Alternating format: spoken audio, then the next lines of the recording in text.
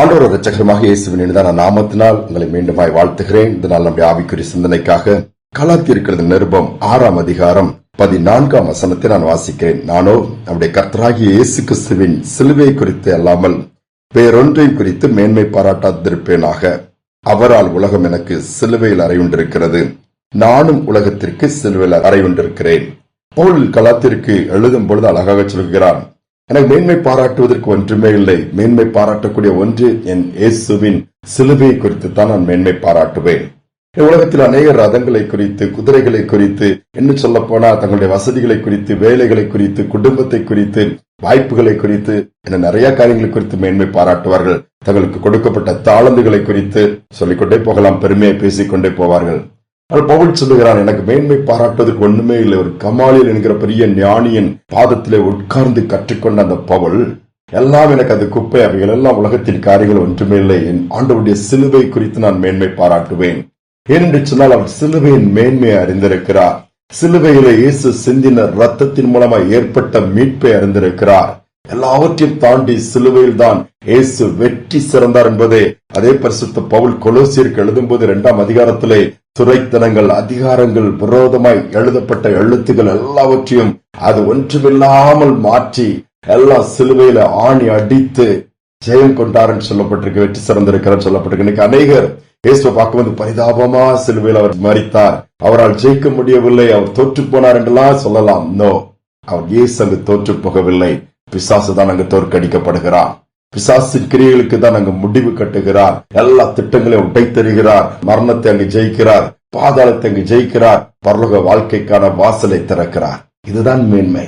இதை குறித்துதான் நான் மேன்மை பாராட்டுவேன். அது எப்படி அந்த சிலுவையை மறக்க முடியும்? சிலுவையில தொங்கின இயேசுவை எப்படி நான் மறுக்க முடியும்? அவர்தான் எனக்கு எல்லாம் என்று சொல்லுகிறார்.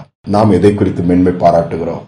நமக்காக அடிக்கப்பட்ட கல்வாரி சிலுவையில தொங்கப்பட்ட இயேசுவை நோக்கி பார்ப்போம். எவ்வளவு பெரிய பாக்கியம், எவ்வளவு பெரிய மேன்மை. நீங்க மேன்மை பாராட்ட ஒன்றுமே இல்லை சொல்லி புலம்ப வேண்டாம். எங்க குடும்பம் அப்படி இருக்குது, நாங்களாம் சாதாரணமான ஆட்கள் என்று புலம்பிட்டு இருக்கிறீங்களா? பலவீனமா இருக்கிறீங்க புலம்புறீங்களா? சிலுவை குறித்து தியானிங்க, சிலுவை குறித்து மேன்மை பாராட்டி பாருங்க. புது பலன் உங்களுக்குள் இறங்கி வருவது நீங்க பாப்பீங்க, மாற்றங்களை பாப்பீங்க. இருதய நன்றியினால் நிரம்பும். எனக்காக சடிக்கப்பட்டாரே, எனக்காக ரத்தத்தை சிந்தினாரே, எனக்காக ஜீவனை கொடுத்தாரே, அந்த அன்பினால இன்னும் நிரம்பி ஆண்டவருக்காய் பெரிய காரியங்களை செய்கிறவராய் மாறிவிடுவோம். ஒரு குறிப்பிட்ட தேசத்துல ஒரு வாலிபன் ஒரு கொலை குற்றத்தை பண்ணிவிட்டான். தற்போதற்கு வழி இல்லாமல் குற்றம் நிரூபிக்கப்பட்டது, மரண தண்டனை விதிக்கப்பட்டு விட்டது. ஆனால் இவன் இளம் வாலிபனா இருக்கிறான். இவனுக்கு எதிர்காலம் எல்லாம் மண்ணாக போய்விட்டது, எல்லாம் வாழ்க்கை நாசமாக போய்விட்டது. வாழ வேண்டிய வயதிலே கொடூரமாய் கொல்லப்பட போகிறான் என்று சொல்லி எல்லாருக்குமே இருந்தாலும் ஒன்றும் காப்பாற்ற முடியவில்லை. கடைசியில் ஒரு பெரியவர் முன்பாக வருகிறார். அவனுக்கான தண்டனை நான் ஏற்றுக்கொள்கிறேன், என்னவென்றால் கொன்று விடுங்கள் சொல்லும் பொழுது அந்த பெரியவர் கொல்லப்படுகிறான். அந்த வாலிபன் அவர் நிமித்தமாய் விடுவிக்கப்படுகிறான். உடனே வாலிபன் என்ன செய்தான் தெரியுமா?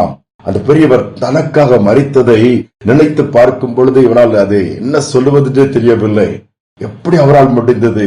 நான் இன்னைக்கு சாக வேண்டிய இடத்தை அவர் எடுத்துக்கொண்டார், நாளைக்கு அதனால் அவரால் தான் உயிர் வாழ்கிறேன்னு சொல்லி உலகத்துல பல தேசங்களுக்கு போய் அவருடைய பெயரை சொல்லி இன்னைக்கு நான் உயிர் வாழ்றதுக்கு காரணம் என்ன தெரியுமா?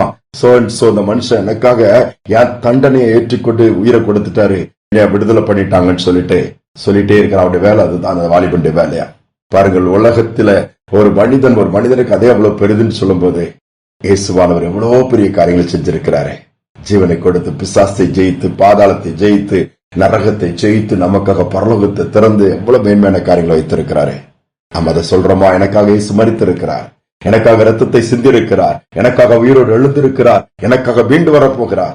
சொல்லி பாருங்களா, வாழ்க்கையின் எல்லா காரியங்களிலும் வித்தியாசத்தை பார்ப்பீங்க. எல்லா காரியங்களிலும் ஒரு புது பலனை அனுபவிப்பீங்க.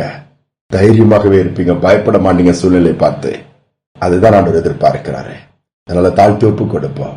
பவுல் சொன்னது போல நம் வேற மேன்மை பாராட்ட ஒன்றுமே இந்த உலகத்தில் கிடையாது. இது நிரந்தரமற்ற ஒரு உலகம். என்ன வேணாலும் எப்ப வேண்டுமானாலும் நடக்கலாம். நித்தியமான ஒரு வாழ்வு வச்சிருக்கிறாரு. சிலுவையின் மூலமா நமக்கு ஏற்படுத்தி கொடுத்திருக்கிறாரு. அதை இழந்துவிடக் கூடாது. கண்களை முடி ஜெபிப்போம். மங்கள் அன்பின் தகப்பனே, இந்த புதிய நாளின் காலை நேரத்தில் நம்முடைய சமூகத்தில் வந்திருக்கிறோம்ப்பா. சிலுவை குறித்த உபதேசம் ஒருவரை கெட்டு போகிறவர்களுக்கு அது பைத்தியமா இருக்கும். அதுதான் எங்களுக்கு பலனா இருக்கிறது.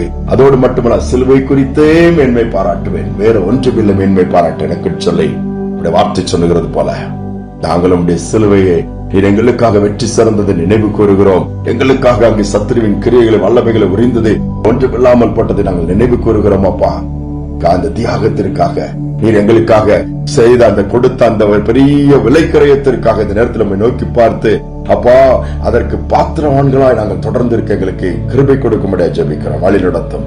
பாடுகளை பார்த்து பின்வாங்காதபடி, சிலுவை பாதை வேண்டாம், கல்வாரி பாதை வேண்டாம், உலக பாதை தான் சொல்லி அப்படி ஓடாதபடிக்கு சிலுவை பாதை தான் எங்களுடைய பாதையாக மாறணும். அதுதான் இயேசு சென்ற பாதை. அதில் நாங்களும் சென்று வெற்றி சிறந்து ராஜ்யத்திற்குள்ள சுதந்திரிக்க உதவிச்சு துதிக நம்மை ஏற்றுக்கொள்ளும் இயேசு நாமத்தில் பிதாவே, ஆமேன், ஆமேன். இயேசு சென்ற பாதை தான் நம்முடைய பாதை. ஒருவன் என்னை பின்பற்ற விரும்பினால் தன்னைத்தான் வெறுத்து தன் சிலுவை எடுத்துக்கொண்டு அனுதினம் என்னை பின்பற்ற கடவன் சொன்ன வார்த்தையின்படி இயேசுவை பின்பற்றுவோம்.